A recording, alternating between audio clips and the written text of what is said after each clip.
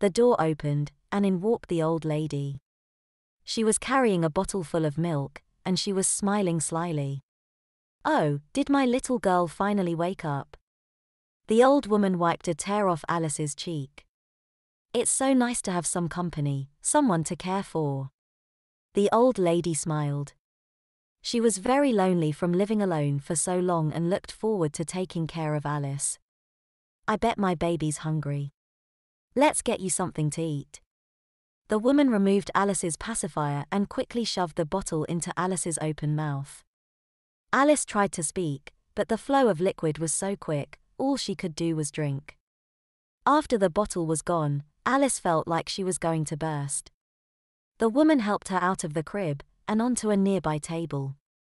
There, Alice was dressed in pink fluffy rubber pants, ankle socks, and Mary Jane shoes. Lastly, the old lady put a short pink dress on Alice.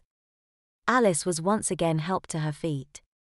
When she looked down, Alice realized that the dress didn't even come close to covering her well-padded rear end.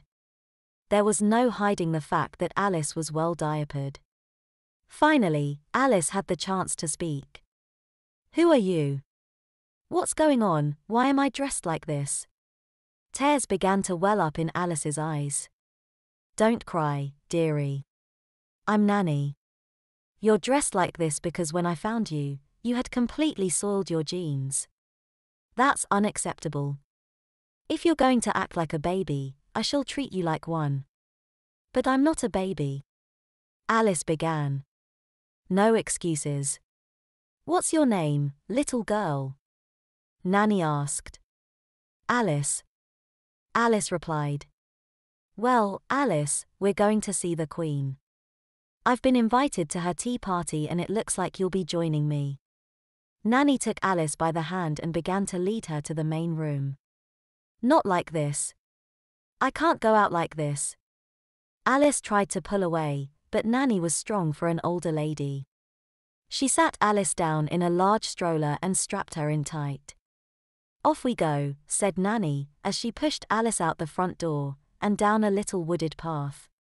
They weren't far down the path when Alice realized she had to pee. She told Nanny, who just smiled and said, "That's what diapers are for, little girl." Alice tried to hold it in. After a while, she was squirming in her stroller, pressing her hand against skirt, and trying to avoid the inevitable.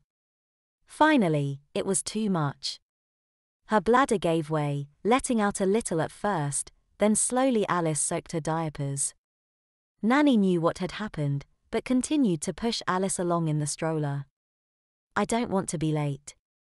I'll change you when we get to the Queen's palace." As they moved slowly down the path, Alice moved around constantly, trying to get comfortable. She began to fiddle with the harness.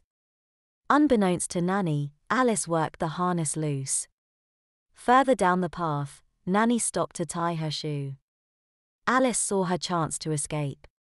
She threw off her harness, jumped out of the stroller, and began to waddle away into the bushes. "Come back!" Nanny shouted and began to run after Alice. Alice was slowed by the unusual bulk of her diapers, and Nanny was right on her heels until Nanny tripped over her shoelace, and Alice waddled deeper into the woods. After a long time, Alice finally stopped to catch her breath. She didn't see any sign of Nanny. She smiled a faint smile and tried to think of what to do next. Alice soon had to poop, and there was no way she was going to do that in her diapers. She tried to remove her panties, to get at her diapers, but found they were locked tight. She struggled a few more minutes, before deciding it was useless. She decided to walk, hoping to take her mind of the fact that she was about to take a giant step back into infancy. She kept walking until the pain in her bowels forced her to stop. She was in a clearing in the forest. She looked around and made sure she was alone. Alice figured this was as good a place as any to relieve herself. She stood with her legs spread, and her upper body bent over slightly. She rested her hands on her knees, let out a deep, anguished sigh, and prepared to let nature take its course. Just as she began to go, a child's voice behind her said, "What you doing?" Alice turned around slowly, having to keep her feet far apart. Her diapers began to sag with the weight of Alice's bowel movement. She didn't know what to say. She was looking down at a small flower, but it was unlike any flower Alice had ever seen. It had a face, with eyes and a mouth. It spoke again. "Mom, come look what I found." It shouted into the trees. From all around her, Alice heard movement from the forest. Suddenly, dozens of flowers of all different sizes and colors appeared in the clearing around Alice. She was still pooping, and the panties began to balloon out as Alice continued to involuntarily fill her diapers. "It's a baby. A big baby, but surely a baby nonetheless." "Look at it," said the little flower's mother. Finally, Alice was finished. Her diapers were completely full, and Alice finally found her voice. "I am not a baby," Alice whimpered. She tried to walk normally, but her diapers wouldn't let her.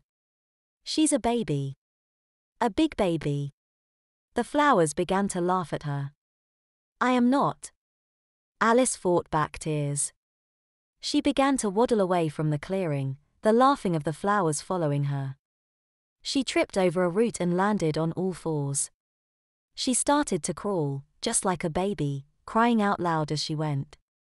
She turned to see if the flowers were following her, but all she could see was her huge rear end. She got to her feet and started to waddle forward again. She looked back over her shoulder and saw nothing. She turned around and once again caught her foot on a big root. She tumbled forward, rolled, and landed on her butt.